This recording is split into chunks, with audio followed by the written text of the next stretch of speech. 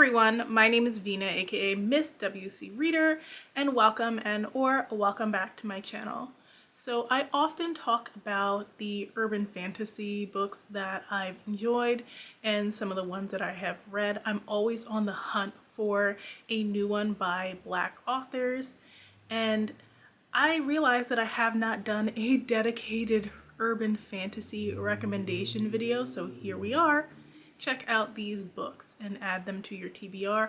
I will have them linked in the description box down below. Off with a middle grade. This is Maya and the Rising Dark. 12-year-old Maya is daydreaming about summer break in her Southside Chicago neighborhood when she witnesses the color bleed from the world. She's the only one who sees it, and the other weird occurrences, like the were hyenas stalking the streets at night. Not to mention, there's a scary man made of shadows plaguing her dreams. Her best friends try to find a reasonable explanation, perhaps a ghost uprising or a lunchroom pudding experiment gone awry.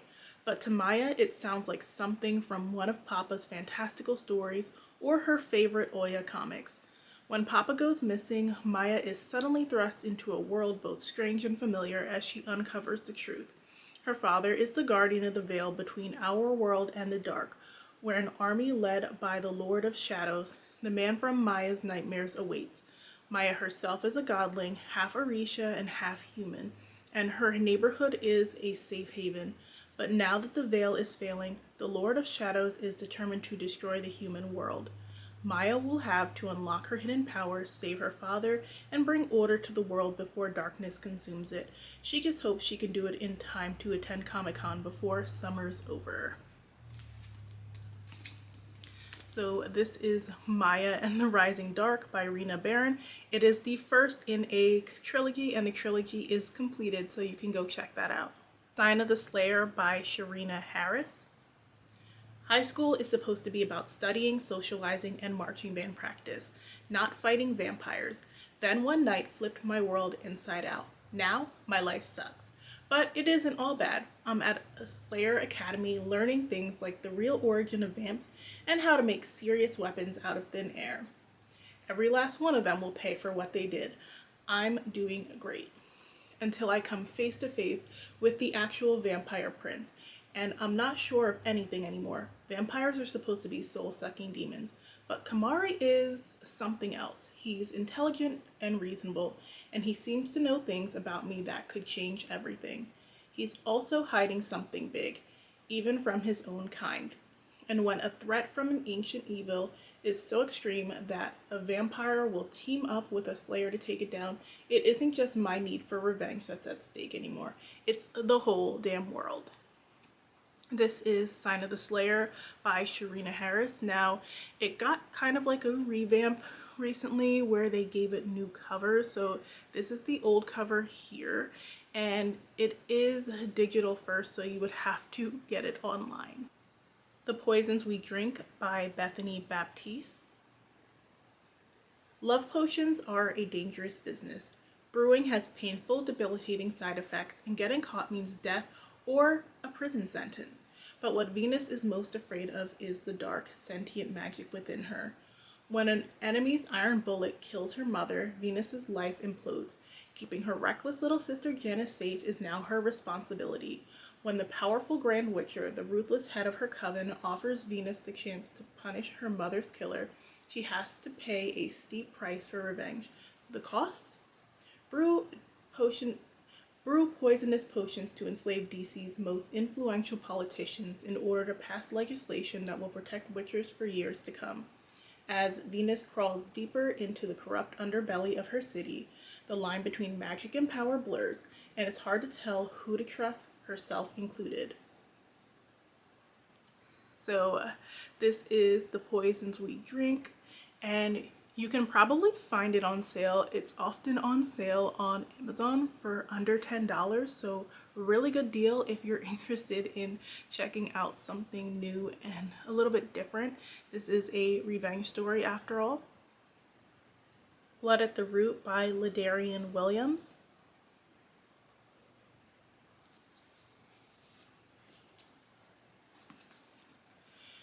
10 years ago, Malik's life changed forever. The night his mother mysteriously vanished and he discovered he had uncontrollable powers. Since then, he has kept his abilities hidden, looking out for himself and his younger foster brother, Tay. Now at 17, Malik is finally ready to start a new life for both of them, far from the trauma of his past. However, a daring act to rescue Tay reveals an unexpected connection with his long-lost grandmother, a legendary conjurer with ties to a hidden magical university that Malik's mother attended. At Cayman University, Malik's eyes are open to a future he never could have envisioned for himself, one that includes the reappearance of his first love, Alexis. His search for answers about his heritage, his powers, and what really happened to his mother exposes the cracks in their magical community as it faces a reawakened evil dating back to the Haitian Revolution. Together with Alexis, Malik discovers a lot beneath the surface at Cayman, feuding covens and magical politics, forbidden knowledge, and buried mysteries. In a wholly unique saga of family history and community, Malik must embrace his legacy to save what's left of his old family as well as his new one. Exploring the roots and secrets that connect us in an unforgettable contemporary setting, this heart-pounding fantasy series opener is a rich tapestry of atmosphere, intrigue, and emotion. This is the first in a series. Book 2 is already out, and Book 3 will be out soon. A Mastery of Monsters by Lizelle Sambury. When August's brother disappears before his sophomore semester, everyone thinks that the stress of college got to him, but August knows that her brother would never have left her voluntarily, especially not after their mothers so recently went missing. The only clue that he left behind was a note telling her to stay safe and protect their remaining family. And after August is attacked by a 10-foot-tall creature with fur and claws, she realizes that her brother might be in more danger than she could have imagined. Unfortunately for August, the only person with a connection to the mysterious creature is the bookish Virgil Hawthorne, and he knows about them because he is one. If he doesn't find a partner to help control his true nature, he'll lose his humanity and become a mindless beast. Exactly what the secret society he's grown up in would love to put down. Virgil makes a proposition. August will join his society and partner with him, and in return he'll help her find her brother. And so August is plunged into a deadly competition to win one of the few coveted candidate spots, all while trying to accept a frightening reality that monsters are real and she needs to learn to master them to have any chance of saving her brother. So this one is unique too because it is set in Canada, and we don't often see that setting in a lot of books here. The Vanish Witch by A.J. Locke. There are a few things that could land a witch in hot water. One is having stronger magic than most, like a Vanish Witch who can make not only objects but people disappear.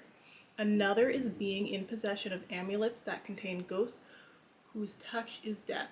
Katane Nerys has both, but she keeps the flirtatious ghost hidden, stays off the High Coven's radar, and keeps up appearances with her local coven while secretly using her magic to banish the corrupt and violent from her city, until a hit goes horribly awry and Kit ends up vanishing instead. She's shocked when she ends up in a chaotic parallel world and realizes that everything Vanish Witches made disappear wound up there, including her boyfriend Marek, who Kit never meant to make disappear at all. Kit and Mark's reunion is passionate, but they need to get back home. But that's easier said than done when every bad soul Vanish Witches use their magic on are gunning for Kit, wanting their pound of flesh. When a mysterious and powerful witch presents a way home, Kit and Mark will do whatever it takes to fulfill the conditions that will free them before the enemy enacts a vanishing act on them that sticks. So this is the Vanish Witch. It's fun and fast-paced, and if you like a lot of romance, it has that too. Forging a Nightmare by Patricia A. Jackson.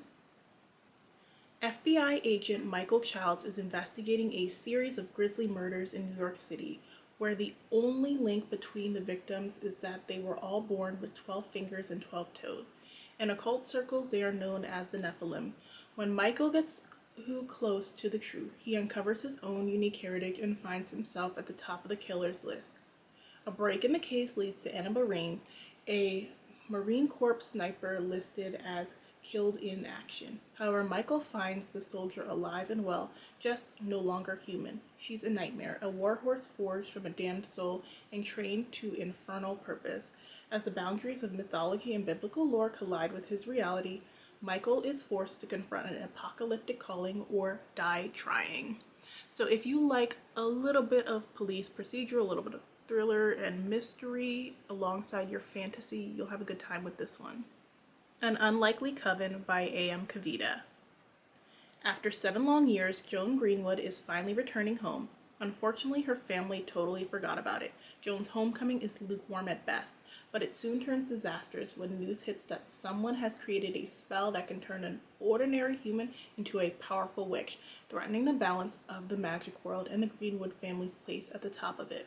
When her best friend confesses that he has secretly, accidentally saved this human-turned-witch from an uncertain fate, Joan is thrust headfirst into a desperate race to undo the spell before it does permanent damage to its unwilling host. Soon Joan finds herself drawn deeper into the heart of the city's magic, into an uncertain alliance with a very attractive family rival, and far beyond the limits of everything she thought her own magic capable of. Welcome home, Joan Greenwood. So if you are looking for a found family, kind of silly urban fantasy, this one will suit you. The Ghosts of Gwendolyn Montgomery by Clarence A. Haynes. To be a client of Gwendolyn Montgomery, one of New York's most powerful publicists, is to be infused with glamour. She seems to have created the ideal life with her handsome new boyfriend, the perfect match. But Gwendolyn has long buried secrets that could unravel everything. After a bizarre incident at the Brooklyn Museum, Gwendolyn realizes that something nefarious is happening tied to her past, right as Fonzie Harewood comes back into her world. Fonzie is a psychic from the South Bronx who's caught up in a love triangle with a ghost and his mortal ex. He can communicate with the dead, and he has a dire warning for Gwendolyn that vengeful spirits are about to invade our world. Gwendolyn would prefer not to have anything to do with ghostly drama. Yet in order to get to the bottom of the spookiness derailing her life and threatening the world, she must face the demons she'd long left behind. So this is The Ghost of Gwendolyn Montgomery. It's a little crazy. There's a bit of a love triangle in there with a ghost. The Reaper by Jackson P. Brown.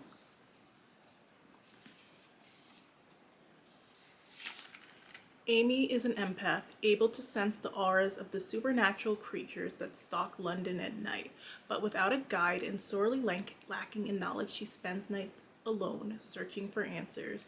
Gerald is a Reaper, an assassin for hire on the verge of his awakening, of coming into his own power and becoming the man his family need him to be, the man they demand he be. When Amy stumbles across Gerald one night, she notices his strange aura, unlike anything she has felt before. Afraid but desperate to know more, she follows, and he makes her an offer she can't refuse. If she becomes his partner, he will introduce her to a world she has only ever felt the shadow surface of, the secret underground city. And their first mission together, find a girl who murdered her own parents. So this is The Reaper, and it is set in London, and as of this time, it's only published in the UK. You can get it from Blackwell's, which I will have linked in the description box. Those are some urban fantasies by Black authors. What urban fantasy books by Black authors that I didn't mention do you think I should read? I would love to hear your recommendations. I am very open to indie, just don't recommend me anything with an AI cover. And if you like this video, make sure and hit that like button. Thanks so much for watching, and I will see you guys in the next one. Bye!